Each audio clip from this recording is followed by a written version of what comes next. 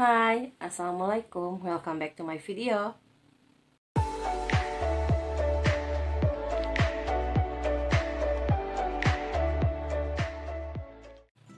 In this video, we are going to talk about word classes, kelas kata, atau ada yang bilang juga part of speech. So, keep watching and don't forget to take notes. Before we go to the material, let's see why do we need to learn it? Is it important for us?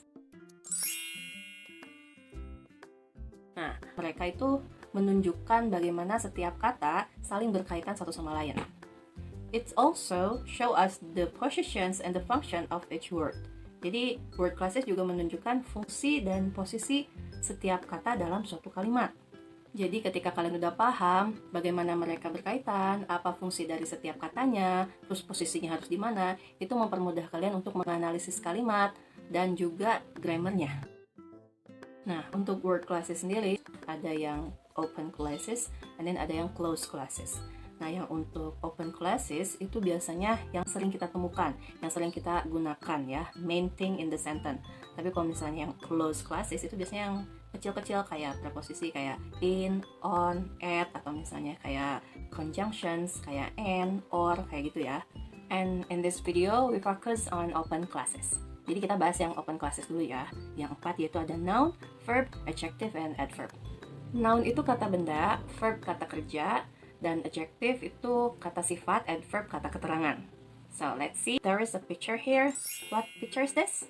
Ini gambar pasar ya, atau misalnya orang-orang yang lagi ada di bazar juga bisa. Nah, let's see, di sini ada beberapa kata benda nih. Nah, coba sebutkan kata benda yang ada di gambar ini. Coba kalian kalau misalnya lihat ada payung ya. How to say in English payung? An umbrella. And then ada tenda juga, atau canopy, tent. Terus, nah sebenarnya orang termasuk kata benda nggak sih? Nah, termasuk ya. Jadi kata benda itu bisa kata benda hidup atau kata benda mati.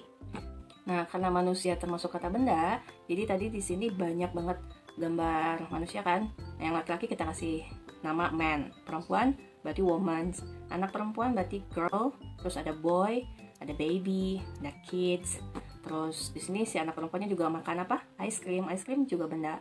Terus ada yang dipakai kayak si laki-lakinya pakai kacamata berarti glasses, si anak laki-laki ini pakai topi berarti hat.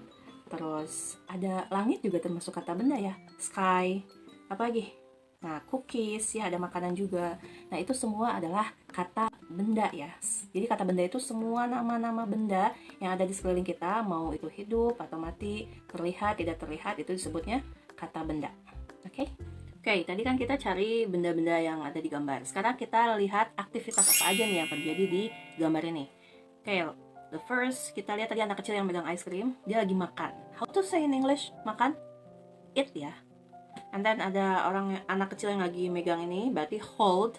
And then ada ibu-ibu yang bawa anaknya kayak gini, carry. Terus ibunya lagi ngomong ke pedagang, berarti pedagangnya lagi mendengarkan, listen. And then si ibunya lagi mesen, berarti order. And then ada bapak-bapak yang lagi bawa stroller, lagi didorong gitu, berarti push. And then apa lagi aktivitas yang terjadi? Ada anak yang lagi apa? Minta gitu ya, berarti ask. And then ada si ibu-ibunya tadi menawarkan, berarti offer. Receive, give, look, bring. Ya, jadi itu segala aktivitas yang dilakukan mereka. Nah, semua aktivitas itu kita sebut kata kerja atau verb ya. Terus next, let's see the picture again. Di sini sekarang kita deskripsikan nih apa yang kita lihat. For example, nih es krim berarti kelihatannya enak, so we say delicious. Ini ada juga misalnya kita deskripsikan anaknya ceria berarti cheerful, lucu, cute, ganteng, handsome. Terus ada misalnya ini yang ibu-ibunya cantik berarti beautiful, and then pedagangnya ramah, friendly. Terus cuacanya bagus, nice. Terus di sini juga ada ibu-ibu yang rambutnya ungu berarti purple. Warna termasuk kata sifat ya. Nah, semua ini adalah kata sifat, kata yang mendeskripsikan benda-benda. Now, let's find the manner. Sekarang kita cari mannernya. Nah, tadi anak kecil yang makan es krim itu kan es krimnya enak, berarti dia makannya dengan gembira. Nah, we say happily. And then ada ibu-ibu yang lagi lihat menu, itu lihat menunya dengan teliti atau dengan hati-hati, carefully. Atau ada si bapak-bapak yang tadi dorong stroller bayinya itu dengan pelan-pelan, kita bisa bilang slowly. And then ada anak kecil yang minta kue tadi dengan sopan, misalnya berarti kita bilang politely. And then misalnya ini keadaannya tadi di pasar atau di bazar ya, kita bisa bilang at the market. Well, based on the picture, we know that every word is different. Setiap kata itu berbeda dan mereka punya kelas-kelasnya masing-masing. For the examples, look at the picture here. Di sini kita ambil beberapa aktivitas dan orang yang melakukan aktivitasnya ya. Contohnya kita ambil yang anak perempuan, laki-laki yang berkacamata. Lalu yang terakhir kita ambil yang wanita yang menawarkan kue ke anak-anak ya. Okay, from the picture we know that the nouns are a girl, and then ice cream, apalagi kata bendanya tadi, a man of course, glasses, terus and then laki-lakinya itu kan dorong stroller, dari strollernya ada bayi berarti there is a baby. And then yang perempuannya nih berarti a woman, and then ada kue yang ditawarkan berarti cookies. Nawarinnya ke siapa? Ke anak-anak berarti the kids. Now let's mention the verb. The girl, nah anak kecil ini makan kan berarti eats, and then the man push, the woman offer, ya kan? And then adjektifnya nih, contohnya tadi ada delicious, ada beautiful, adverbnya ada happily, ada carefully. Nah dari situ semua kita bisa membuat kalimat atau sentence ya in English. For the example, the little girl eats the delicious ice cream happily.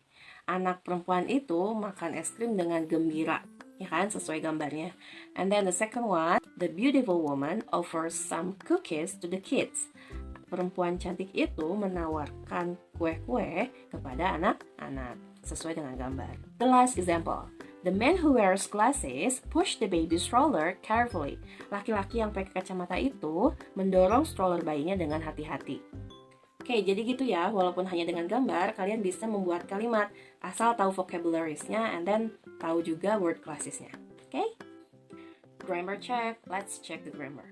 Nah, sebenarnya word classes atau part of speech itu masuknya ke grammar ya. Ketika kalian mau bikin kalimat dalam bahasa Inggris, sebenarnya ada beberapa syarat. The sentence consists of subject and predicate. Jadi dalam satu kalimat itu harus ada subjek dan predikat atau verb ya. Nah tadi yang aktivitasnya itu apa? Nah si subjeknya sendiri itu harus kata benda. Dan predikatnya itu tadi harus kata kerja atau verb. Oke? Minimal 2 kata ini aja harus ada. Nah tadi kan syaratnya harus ada subjek dan predikat. Ada kata benda dan verbnya. Oke, let's see the examples. There is a handsome boy and then I cry. Oke. Yang mana ya yang termasuk kalimat? Can you guess? Okay, which one?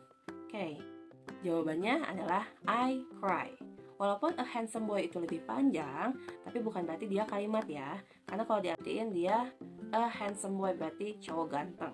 Seorang laki-laki yang tampan lah ya. Nah, tapi dia nggak ada aktivitas yang dilakukan, ya kan? Sedangkan tadi kalimat itu harus ada verb atau aktivitas yang dilakukan si pelakunya. Nah, walaupun kalimat yang I cry itu lebih pendek, tapi this sentence has a subject and a verb. Kalimat ini ada subjek dan verbnya. Ada pelakunya, yaitu I, and then ada aktivitas yang dilakukan si pelaku, yaitu cry. Nah, kita cek contoh yang tadi. The girl eats the delicious ice cream happily. Berarti di sini subjeknya the girl, and then aktivitasnya atau verbnya itu eats. Nah, di sini ada the delicious ice cream happily, itu pelengkap atau komplement ya. Itu boleh banget di kalimat ya. Jadi walaupun misalnya kalimat itu intinya harus ada subjek dan predikat, tapi kalian mau tambahkan objek, keterangan waktu, keterangan tempat, itu lebih bagus. Berarti lebih spesifik, lebih lengkap keterangannya ya. Now let's learn what is the definitions and then the function of each word class. There are 3 functions of nouns in the sentence. Ada 3 fungsi nouns atau kata benda dalam suatu kalimat. Number 1, nouns as a subject. Nah, di sini si kata benda itu berfungsi sebagai subjek. Subjek itu biasanya posisinya di awal, dia sebagai pelaku yang melakukan aktivitas. Dan setelah subjek biasanya diikuti verb. Nah, Di sini contohnya Risa buys a new car. Number 2, as an object. Nah, selain jadi subjek, dia juga bisa jadi objek ya. Nah, kalau tadi subjeknya she, lalu yang she buys a new car. Nah, car-nya ini sebagai objek, dia juga kata benda. Atau misalnya di sini ada she drinks coffee every morning. Dia perempuan minum kopi setiap pagi. Kopinya itu adalah objek dan dia adalah kata benda. Oke, objek dari prepositions.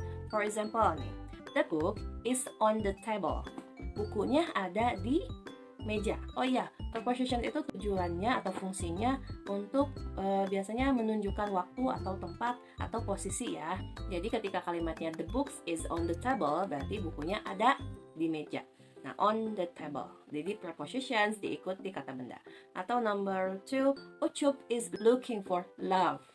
For love. Nah, prepositions diikuti oleh kata benda abstrak. Nah, let's see. Ternyata kata benda itu banyak banget jenisnya.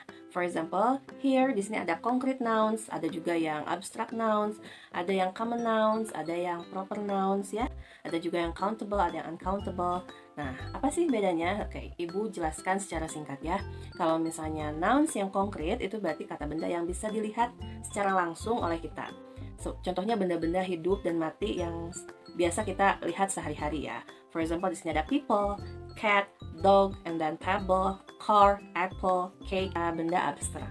Benda yang sebenarnya ada dalam kehidupan kita, tapi kita nggak bisa lihat secara langsung.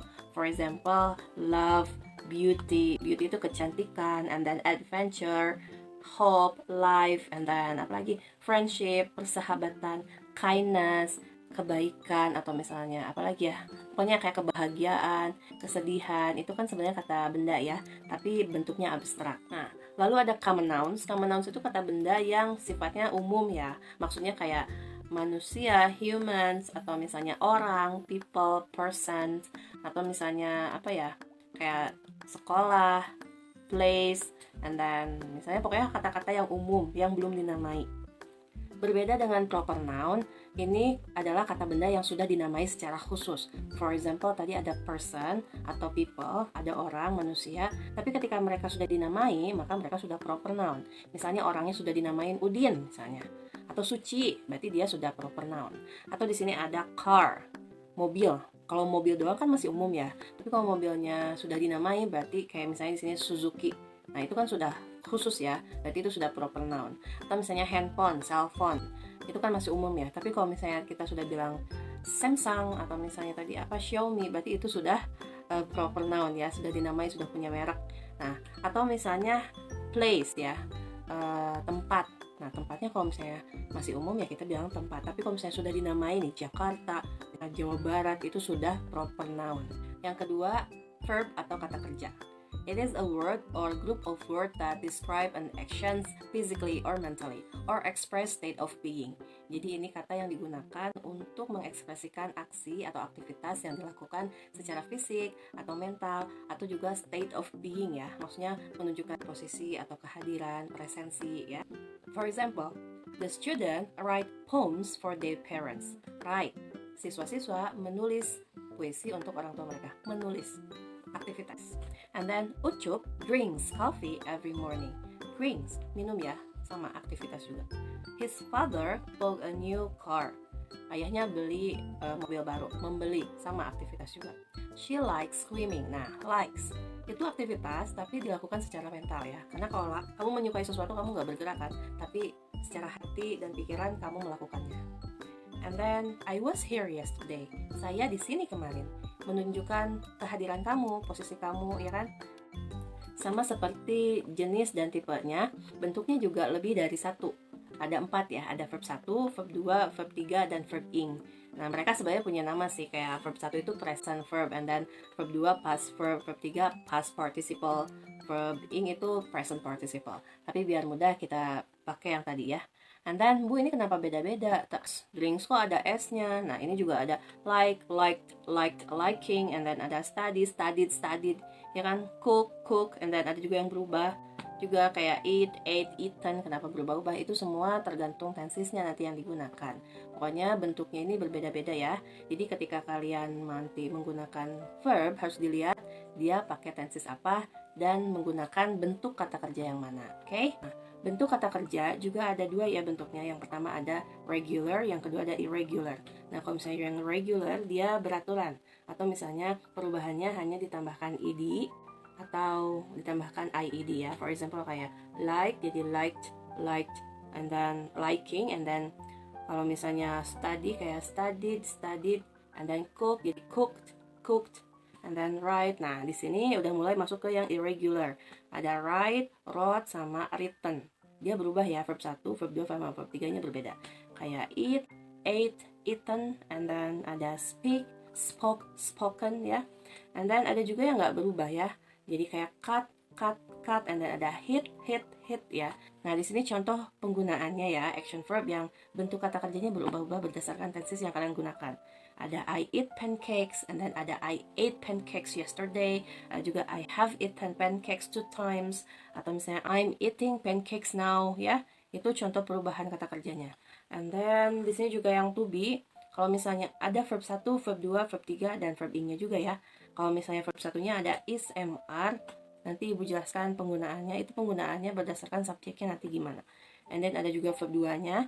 Nah, am berubah jadi was, is berubah jadi was juga, and then are berubah jadi were. Nah, kalau verb 3-nya semua itu berubah jadi been. Verb ing-nya juga berubah semuanya jadi being. For example, di sini ada I'm here. Di sini menyatakan keberadaan atau kehadiran kalian di mana ya. Berarti kita pakai to be verb.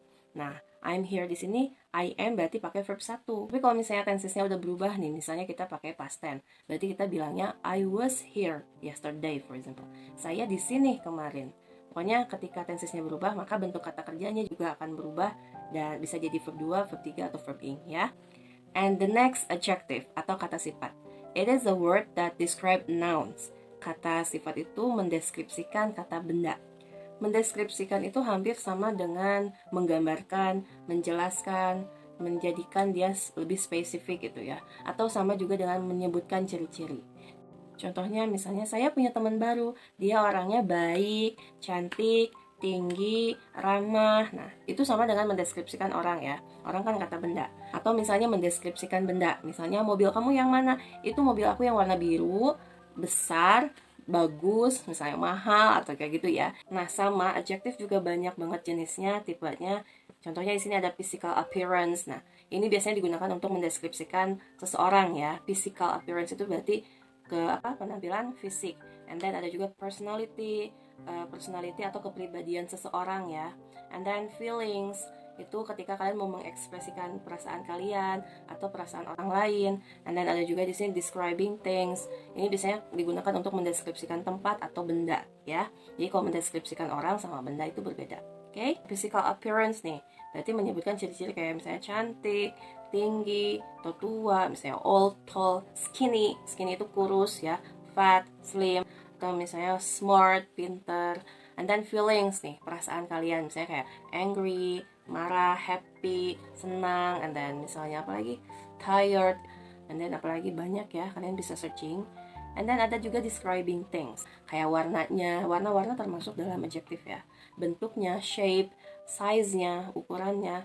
And then the positions. Nah, posisinya kata sifat biasanya sebelum kata benda ya, atau sebelum noun. For example like a red apple.